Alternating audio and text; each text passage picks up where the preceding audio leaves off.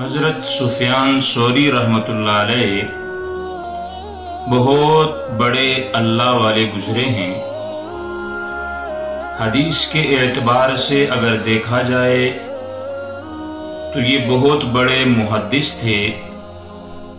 تفسیر کے اعتبار سے اگر دیکھا جائے تو یہ بہت بڑے مفسر تھے۔ عبادت گزاری کے اعتبار سے اگر دیکھا جائے تو بڑے کبار عابدین میں ان کا شمار ہوتا ہے۔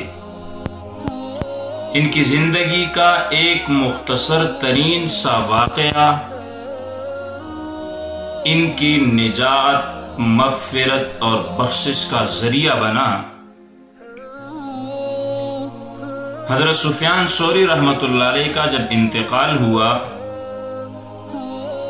تو مرنے کے بعد خواب میں کسی کو زیارت ہوئی تو پوچھنے والے نے پوچھا کہ اللہ نے تو آپ کو معاف کر دیا ہوگا، آپ کی مغفرت اور بخشش اللہ تعالی نے فرما دی ہوگی، کیونکہ آپ بہت بڑے محدث، مفسر اور بہت بڑے عابد تھے۔ تو جواب میں کہنے لگے کہ مجھے بھی اس بات پہ یقین تھا، گمان ہو رہا تھا کہ دین کی جو خدمت کی ہے اس کے ذریعے سے اللہ یقیناً مجھے معاف فرما دیں گے، لیکن ہوا کچھ یوں کہ ایک مرتبہ میں حدیث لکھ رہا تھا تو جیسا ہی میں نے قلم دوات میں ڈالا اور پھر اس قلم کو باہر نکالا تو ایک مکھی آ کر اس قلم کی نوک پر بیٹھی اور سیاہی چوسنے لگی، تو میں نے اپنے قلم کو روک دیا۔ میں نے کہا اس کی پیاس بجھ جائے۔ وہ چھوٹا سا واقعہ تھا جس کو سامنے رکھ کر اللہ رب العزت نے فرمایا کہ سفیان، میں نے اس مکھی پر رحم اور شفقت کرنے کی وجہ سے تیری مغفرت کر دی۔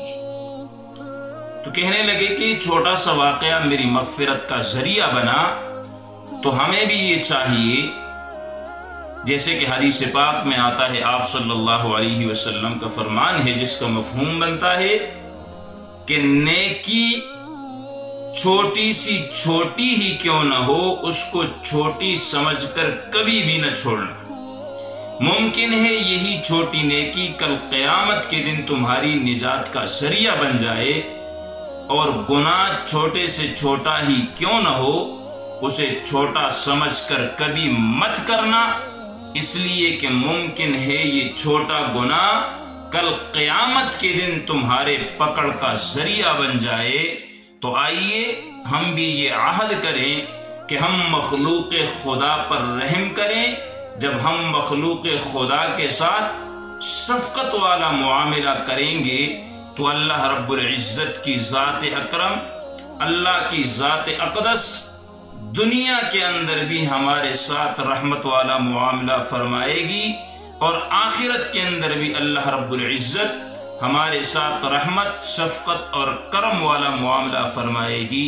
اللہ رب العزت سے دعا ہے کہ جو کچھ عرض کیا اللہ ہمیں سمجھنے اور عمل کرنے کی توفیق عطا فرمائے۔ وآخر دعوانا ان الحمد للہ رب العالمین۔